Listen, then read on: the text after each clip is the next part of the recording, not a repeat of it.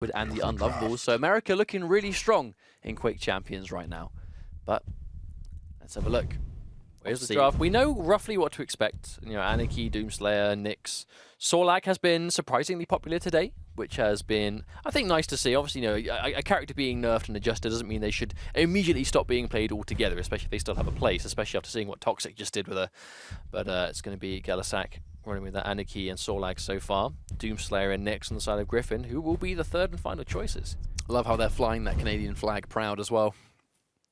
Doing really wag. And there's a Slash. Now, Slash on Blood Run. This is something we haven't seen today. So we saw Slash on Blood Covenant from Toxic, which was incredible. If you are a good Slash player, it is a treat to watch, like thoroughly. But it's also very hard to deal with. And again, if you have that execution and you have that, I suppose, you know, the reactions to play and the ability to use her properly, it is so hard to deal with it on the receiving end. But the thing is, it's quite hard to play at a highest level, because not only are you having to manage how ridiculous your aim needs to be, but now you're moving in all directions at a ridiculously fast rate while having to make sure that you're aiming and moving correctly. There's a lot to think about, you know. Like, she's definitely not a beginner-friendly champion by any means. But I think you don't actually really see Slash get used a lot on Blood Run. You know, this really isn't one of the maps you tend to see, but obviously you can understand why it works, because good mobility on Blood Run is very, very important. But at the same time, it's always interesting when you see Slash used on a map that she doesn't get picked on all the time, because you get the chance to really see this extra element of how she can approach each different map in the game. Indeed. But now our warm-up is about to finish. Over the next few seconds, we're going to get underway. This is going to be, as always, first to two qualification game. If you win the series, you make DreamHack Winter, where you join the best players in the world in that dual cup for that crazy amount of money. So we have Ved, Medic, and Sane qualified earlier on in the qualification stages in the previous weeks, and this being another chance for players in this region to really show us what they've got and qualify gellehsak and Griffin in this winners bracket final. Currently observing Griffin. Doomslayer versus Anarchy. I mean, like, this is such a dangerous map for Doomslayer. You know, he can truly be anywhere he wants to be. Quite a brave decision from gellehsak, to be honest, to double back and go down there. Not entirely sure he was convinced Griffin was maybe actually going to chase that. Though, Griffin's going to know that he's seen him on spawn. Oh no, actually lets him go. Oh no, reads the teleporter, I see. Reads the teleporter, secures himself the heavy armor. This is going to allow Griffin to be particularly aggressive, especially seeing as the acid spit has been used as well. A lovely placed rocket doing a bunch of damage, and with that mega being nowhere near spawning. gellehsak now being forced to double back. Now again, this mega health goes up towards Griffin. And just actually a vast amount of health that Doomslayer gets when he picks up the mega health when he's fully stacked as well. Like, remember how much Sorlak has as a max? I do believe doesn't Doomslayer basically go over her max like health pool when he picks up? Well, he gets a respectable amount at the very least, like a significant chunk, which is why he works well on a map like this, where you're going to consistently maintain control of both of these items because of that double jump. A lot of these rails connecting. Doing a lot of damage, just keeping Sorlak poked out, so she's never really quite on full health or armor, which you've seen has been so important. Finishing things off later. Griffin going to be content maintaining this control for now. Doesn't necessarily need to secure any frags yet. As long as he's maintaining control of the middle of this map, it's going to be kind of hard for gellehsak to get in there and fight. Particularly laying, you know, the acid traps down. If he's staying in the middle of the map and he's not really walking around those corners where gellehsak may try and lay some form of an ambush, I think Griffin's going to be content just controlling this map for the entire round, you know, until gellehsak decides to make a play that puts him in harm's way, and then Griffin's likely to punish him with a rail or two. I mean, Doomslayer is quite deceivingly becoming quite a defensive powerhouse, you know. I mean, we see a lot of players will favour being able to run around and run that clock the way we'd see people do it with Anarchy. They do to a similar degree with Doomslayer as well, and we see that a lot today at the very least. We're halfway through this round. gellehsak has no choice but to try and get this frag, and he will be able to do just that by knocking him into the air and getting a nice combo kill follow-up with the rail. Very nice stuff. Yeah, just a clean little two-piece combo, really. Spawn back into the fight. They've both got Sorlak now, though. Fresh off the spawn, huge damage. Griffin gets taken out again. gellehsak back in it now, and then some. An immediate turnaround, as is the speed it can go sometimes. You know, when you get one of those nice sequences that just ends up piling health. Oh, there was the nice quick hip fire rail. Oh no, the nails! Getting way too emo. Still though, gellehsak's gonna know Griffin's gonna be relatively low here. Only has an LG. only has this though. Gonna need to get hold of that rocket as soon as possible. The Ghost Walk gonna be down for a little while. You know, there's something crazy about seeing Slash pick last. I don't even know what it is, but you rarely see Slash get selected as that third champion. Normally it's her first. Well, the heavy armor goes. Oh, tries to get midair. I actually really appreciate the patience. You know, gellehsak wasn't going to have an itchy trigger thing. He was going to wait to see what her jump arc was going to be. And he was going to try and land direct to follow up. Unfortunately, there's the chase. Griffin manages to answer back. Very back and forth around that one from start to finish, and I think might be able to set a precedent for what to expect for the rest of this, considering. Oh yeah, and it's to be expected in the winners. You know, we saw a very similar thing with Mikara and Sparty. The guys looked really strong there too. Obviously, Vishal and Toxic also. Oh yeah, very down to the wire match. That's what you expect when you realise, you know, at what point of the tournament we're at. You know, qualification. It is important. Still though, only 5 rails for gellehsak here. Griffin starting off with that Doomslayer and has a lot of health and a little bit of armor stack to work with. I think the stack is what makes Doomslayer such a headache, really. It's the fact that he can move wherever he wants to be, go wherever he wants to go, but at the same time, deceivingly tanky. Oh yeah, gellehsak just wants no part in that fight at all. Just tries to cycle straight through, but forced to inject at the very least. Very low now. Doesn't have a lot of health or armor to work with, but Rocket didn't quite connect. Oh, Griffin's gonna get it anyway. Yeah, he put himself in real harm's way to try and fight for that heavy. Unfortunately, it just didn't quite work out. Griffin, though, low on rails, so he is gonna have to get a little bit more ammo back. There's the Berserk. Just not even wasting any time. Popping that Berserk, getting out of danger as quickly as possible. Now, gellehsak's still going to be, yeah, just you can see just this chokehold that gellehsak is starting to adapt. Not letting him leave. Oh, gellehsak is going to be sitting, as long as he's in the middle, it's going to be really hard for Griffin to get hold of the rail by itself, the gun. I just can't remember off the top of my head if there's any like boxes of rail ammo around, or if it is just a gun on this map. Either way, you actually see gellehsak constantly sitting around the middle. Yeah. But he's keeping an eye out. Well, I guess the accurate term is that he's keeping an ear out. He's listening out for where Griffin is likely to try and escape. He's been able to find his way out for now. He's still nowhere near railable. Or, I guess, within distance of picking up the rail. There's that teleport. I mean, Griffin can kind of afford to play this game, though, because gellehsak might be trying to keep hold of the middle. Oh, no, actually, no, he goes in for this fight. Doesn't matter. At the end of the day, Griffin is actually winning in terms of champions so far. It is 3-2, so even though gellehsak might be trying to control the middle, Griffin never actually wants to fight and go in. gellehsak is eventually going to have to leave that position. Definitely. And I think if Griffin can just focus on maintaining his health and armor to make sure that inevitably when gellehsak needs to make the big plays and when he needs to make something happen because he can't deal with the defensive play due to time limit, I think that's when Griffin's going to make sure, well, if I'm nice and healthy and I can survive the fight, he'll take the fight when he's ready. Yeah, I think right now he's just content surviving. Misses a direct though, because gellehsak doesn't quite go as far to the right as he expected. I mean, gellehsak isn't quite hard committing the same way we've seen other players do today. I mean, that's kind of thing. There's 100 damage direct immediately into a bunch of LG, and again, can't really afford to hang around. Every time he gets close, Griffin is just making the damage count, and gellehsak just cannot stay. It's a solid game plan, right? You know, stay alive for as long as possible. This hyper-defensive brick wall play that he's starting to adapt. But because he's landing high-damage rockets, like now I'm talking like constant directs, or a rail or two, he's putting gellehsak in a situation where he can't really fight, you know, because he doesn't want to risk bumping into one of those rockets or one of those rails. He's been able to survive for 3 minutes. It's been a very long 3 minutes, I think, for Griffin, making sure that at any second he could get caught out and taken out straight away. But gellehsak, you know, he's just keeping him on the back foot, keeping him low on armor, keeping him low on health, so it is not an attractive option for gellehsak to try and go for the kill.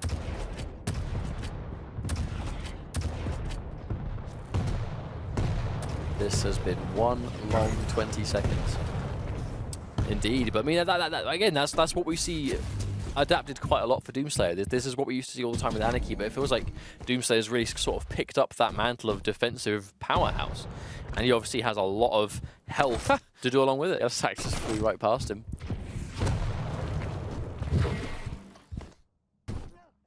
Very closely verging on that 1 minute warning. And that's where we're likely to see a real change of pace. gellehsak's going to need to be more aggressive. He's going to need to make something happen. Otherwise, Griffin's going to go up 2 rounds. There we go. I think that double jump, especially on Blood Run, like, is so good for Doomslayer because he doesn't have to actually hurt himself in any way to collect that heavy armor. Exactly. Like he really, all he does that puts himself in harm's way is maybe being in a situation where they might do a prediction shot near it, but then he can just pop Berserk anyway and get in and out in the blink of an eye. Time is running out for gellehsak.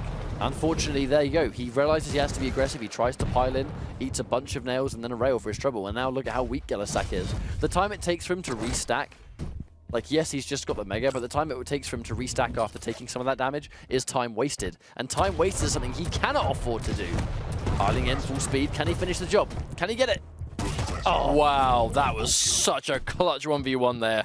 You saw Griffin stop moving as well there before taking that shot. At any point, gellehsak hit him with a rail, he would have died and evened things out. And that 4 minutes of stalling for time would have ultimately been for nothing. But there we go.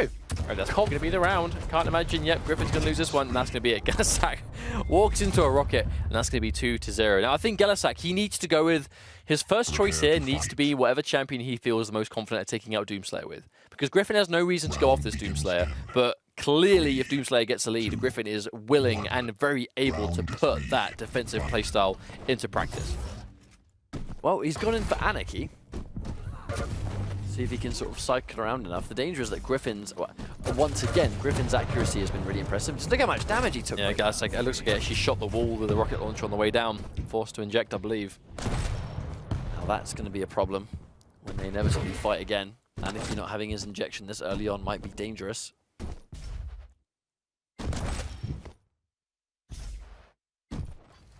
Again, back to the situation. Griffin looks like he's playing the same game. Oh, wonderful! Wow, what was that?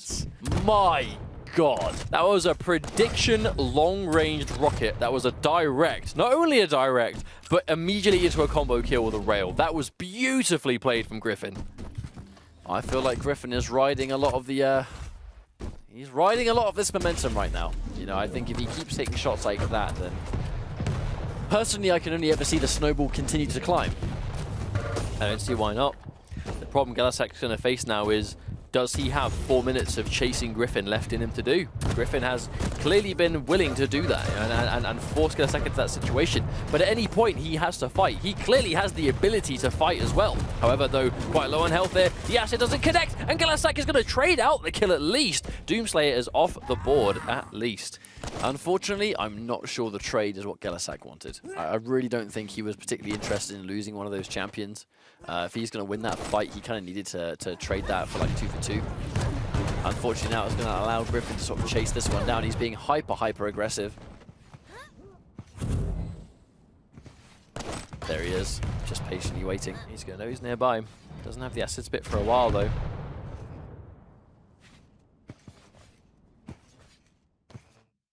And listen to that, though. The thing about the crouch slide is, because it's a crouch, obviously the movement is a lot less than just running around normally. Oh, wow. Oh. Griffin's going to take that frag anyway, and that is going to be the first map in the bag for Griffin, looking really strong over gellehsak. I mean, that was just a straight-up convincing 3-0.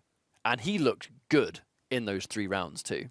Yeah, I mean, there's no two ways about it. It was just, a lot of it came down to Doomslayer. I think clearly Doomslayer is a comfort pick, or something that Griffin is very comfortable on at the very least, because that was just a masterclass on how to really put the champion to use in a competitive environment. I think, you know, it really being able to play defensive is something that is kind of, it comes and goes competitively. I think some players do it, some players don't, but being versatile enough to understand when to do it and when to take those fights, I think is kind of the perfect blend. Whereas if it's time to be defensive and run away for 5 minutes, do it. You know, if you're playing to win, ultimately it's all about getting that win.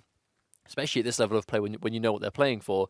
But that can't be all you have. You need to be able to take those fights. You need to be accurate, especially with rails and rockets at the moment, which is something that we're seeing a lot. And clearly Griffin was able to put that to use. But Corrupted Keep will be the next map, which I think is gellehsak's way of saying, all right, enough of this. gellehsak wasted no time as well. Like, the second we went back into this lobby, like, we went straight into Corrupted Keep.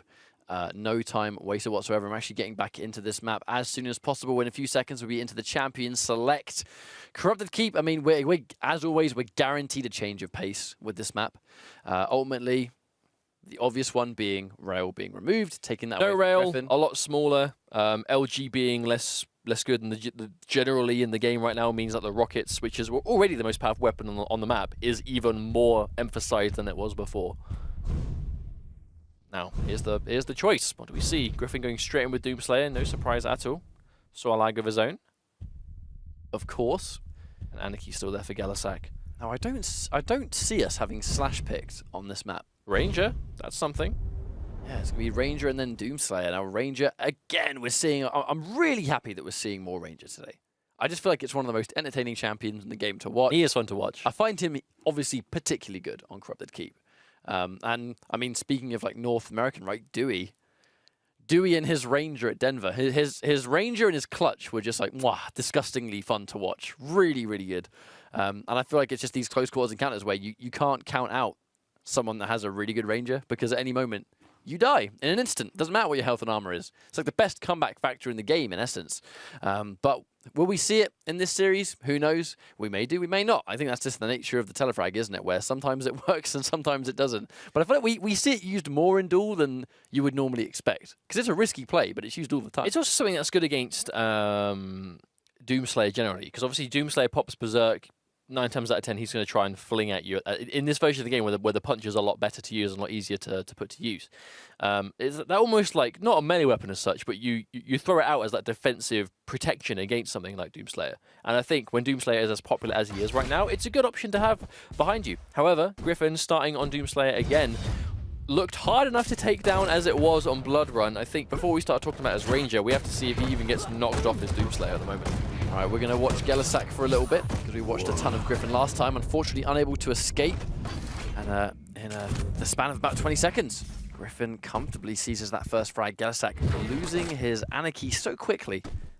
Still though, Sorlag is the next pickup for gellehsak, and we know Sorlag is very powerful on Corrupted Keep. Taking a lot of damage though, so gellehsak is able to pick up the Mega Health. Just look at full speed ahead. Oh my god! Ooh. Wow. There we go. I mean, that was quite intimidating. That was Turbo gellehsak. Full speed engaged. Ooh! Suicide from gellehsak, though.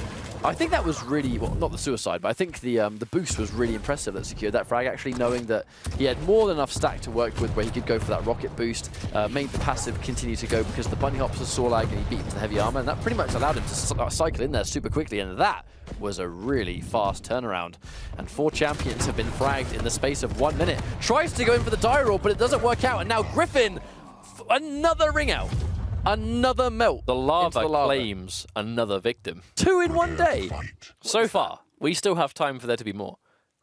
If we see 3 people melt in the lava in 1 day, it'll be pretty ridiculous. But either way, that was a fast round. I think that's what you pick Corrupted Keep for, though. You know, if you have particularly long, drawn-out rounds and you're not a fan of how it's going down, Corrupted Keep. It's very small, very up close and personal, and generally a lot faster. And that's what we saw there, where 5 frags in, was it under 2 minutes? I believe it was under 2 minutes. I was definitely in like a 1 minute 30 round. But I feel like it's a change of pace that gellehsak clearly wanted, and I think it's benefited him quite heavily.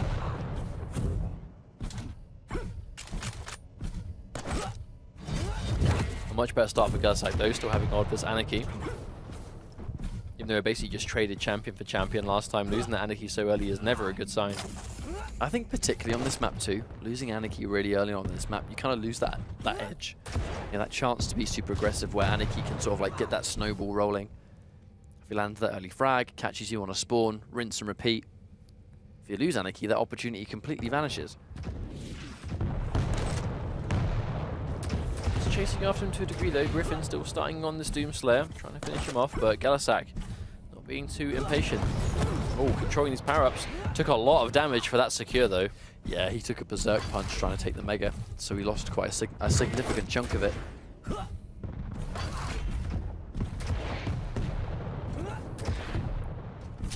Does still have access to the injection, though, at least. I feel like the kind of speed that gellehsak is starting to adapt. I think it can work quite well if he catches someone off guard. The danger is right there, like he bumped into Griffin before he was ready to fire. You know, he bumped into him at full speed before he was able to do anything about it. So before he even fired a single rocket, he'd taken so much damage. And even right here, so unbelievably weak. Griffin comfortably just ready. You know, he's content with Anarchy running. I'm not sure if first. gellehsak got a little bit too comfortable running around at that speed there, though, because so. when Griffin was clearly going to be able to beat him to the mega health, he still jumped down near it. Yeah. When there was no way he was going to be able to get it first. And unfortunately, that did lead into Griffin getting relatively easy pickup on him.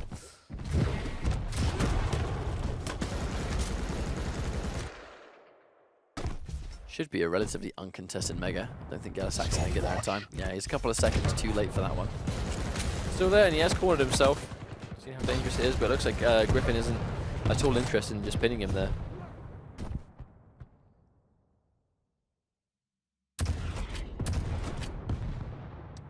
He's going to know he's around there. Gets himself a rocket launcher at least, does gellehsak. Griffin, the ultimate goal here is really trying to keep him as far away from this heavy as physically possible. Chase him down, does a huge chunk of damage to boot. gellehsak losing 2 champions now, and it's going to be that Doomslayer mirror. He's caught him fresh off the spawn. He's gone into Berserk. What a mid-air. I mean, the second he went into that Berserk, that was a done deal. Stuck in melee, stuck in the air. Can't really do anything to survive that one.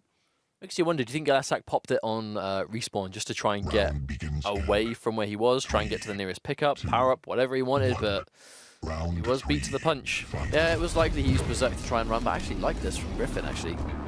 Going in for the heavy, using the Berserk to pop that increase in speed, grabbing himself the rocket launcher. If gellehsak was there to try and head him off, if it's Anarchy first, Berserk versus Anarchy is actually pretty decent fresh off the spawn. If he's not got weapons to really challenge you, the fact that you do 75 damage per punch, and he naturally doesn't have much of a high health or armor pool, Berserk can work wonders against Anarchy. It does involve getting close on a map like this, where obviously super shotgun's very favored, rocket launcher is huge. Yep, definitely. So it definitely can happen, it's just can be quite difficult.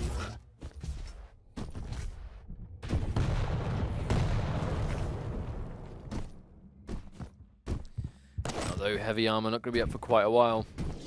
He's going to make the first move here. gellehsak taking a little bit of poke. Well, gellehsak, he's likely learned from his mistakes in that last round, which is, you know, almost like getting, as you said, getting too comfortable, going at full speeds around the map. He inevitably did bump into Griffin a couple of times where he was going a bit too fast, kind of like that, where he just kind of flies around the corner, almost to a degree of almost like carelessness, where he just flies around the corner. Griffin's right there. Because he has so much more stack than gellehsak currently has, he's able to shoot those point-blank directs, and it doesn't really matter. Speaking of which, though, getting another direct here, has heavy armor and mega health. It's going to be hard for him to lose this 1v1, and he will be able to take out gellehsak's Sorlag immediately. And now, gellehsak left on Doomslayer again. This is going to be tough for him to do. I mean, Griffin's Doomslayer has been a problem for gellehsak so far. It's how he's positioning himself so consistently, where, you know, his ambush is almost involved like blocking you through a doorway. A fight happens at close range that you can't really take, and he goes in for the Berserk. He's probably likely going to get the punch, and he does manage to secure that. So he's alive for now. There's the change to Sorlag. Berserk is going to be down for quite a long time. Too fresh off the spawn, but here comes the acid spit. Gee, none of the acid connecting on impact at all. Normally we see players really get used to a lot of damage on impact of those acid, but we're not really seeing that today. Yeah, we haven't really seen much of it at all, actually. Come to think of it. We've seen the odd glob here and there connect, but nothing substantial. That's a disgusting word, isn't it? Glob. Glob my days. Blob. Ugh. But no, again, I think that it's good that gellehsak's managed to sort of, at the very least, control the heavy again. If you're going to try and make a comeback, I think having some sort of control is really effective. But actually, nice movement from Griffin, using that backwards bunny hopping. Definitely don't see that really, but hang on, that sounds like a Berserk's been used. There's no way gellehsak's going to chase that one down. He's probably going to concede the mega health here, but heavy armor going to be up in 5. gellehsak's going straight in. Let's get to the acid. Manages to do just that, but it's going to be dangerous territory here. I mean, it's kind of risky to chase that one down. gellehsak, again, must be on 1 HP. But I don't think Griffin knows just how weak How many he times is. are we going to see one HP surviving today? Like, I'm actually running out of ways to count it. The problem is, gellehsak is yet to collect any health. He's only just got a 25 health bubble. Even then, Griffin's just getting the mega health. gellehsak significantly behind at this stage. Still up there. He's just waiting for them to respawn, I think. Yep. He has to be careful. Does have the heavy armor there. That's going to help him. I think at this stage, you can't really afford to have one of those close encounters with Sorlag because of how quickly she can trudge down at point blank. And if he wants to go for Berserk against Acid Spit, it's pretty much going to be a done deal. Tries to control the Mega, but unfortunately taking a huge amount of damage for his trouble. He's going to spawn. Can he beat him to it? He does manage to beat him to the punch. Like Griffin actually expected gellehsak to be up top there, but to no avail. Oh, big damage on the telefrag. And you were saying before, doesn't matter how much stack you have, one telefrag and you are donezo. I mean, Ranger doesn't care about stack. Ranger will spawn with the default SMG and one-shot you regardless. I don't care. Still 2-1. That's a good turnaround for Griffin there. There we go, using the Berserk once more. Doesn't quite beat him to the rocket, but gellehsak managing to sneak away without getting punched in the back of the head. He's gonna have to watch this fight though. He doesn't have a rocket launcher, and gellehsak's gonna know it. I don't even think gellehsak wanted to challenge the super shotgun, to be honest. Even if he knows he hasn't got a rocket launcher. Can he get mid-air? Looks like he can't, but Griffin's still very low at the moment.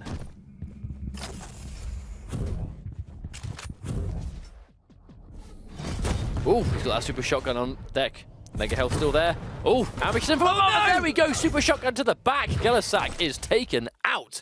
And Griffin now one frag away from, one frag closer, I should say, qualifying for DreamHack Winter. Not looking bad at all. Has his Berserk back as well if he needs it.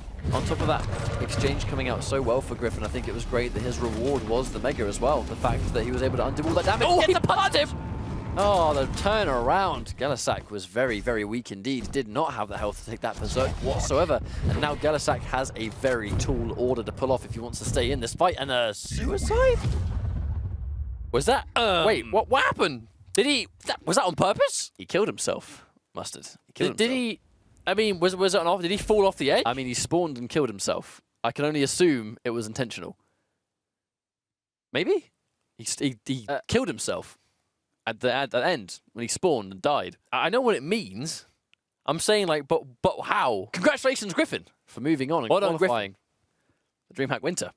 I mean, yeah, he definitely killed himself at the end. I mean, I feel like there's no way of getting around it, but I'm just still. It's the last thing I expected to see. Was, I mean, unfortunate for gellehsak. Obviously, he's still in the tournament, still in loser's side, so obviously it's not over for him, but it is over for Griffin, who has just qualified on the winner's side. So congratulations, Griffin. Enjoy yourself at DreamHack Winter, where you're playing against some of the absolute best players in the world for a lot of money. But well done, and we'll be looking to see who will be joining you. Now, there remains merely one spot, one worldwide. One more online qualification spot. We have the BYOC at the event itself, but in particularly North America, it's going to be quite an investment for these guys to fly to DreamHack Winter and enter BYOC. So I feel like, it's less likely that some of the North American players are going to be doing BYOC because of the distance. It's a fair assumption. So I think for the North American players, the online qualification is like, for a lot of these guys, it's their final shot at qualifying. The exception probably being the Europeans, right? But that being said, we're going to be going into some losers bracket action. Now, winners is done with. We're going to go for another break while we set up our next match. Don't go anywhere, because Quake Champions will be back after this.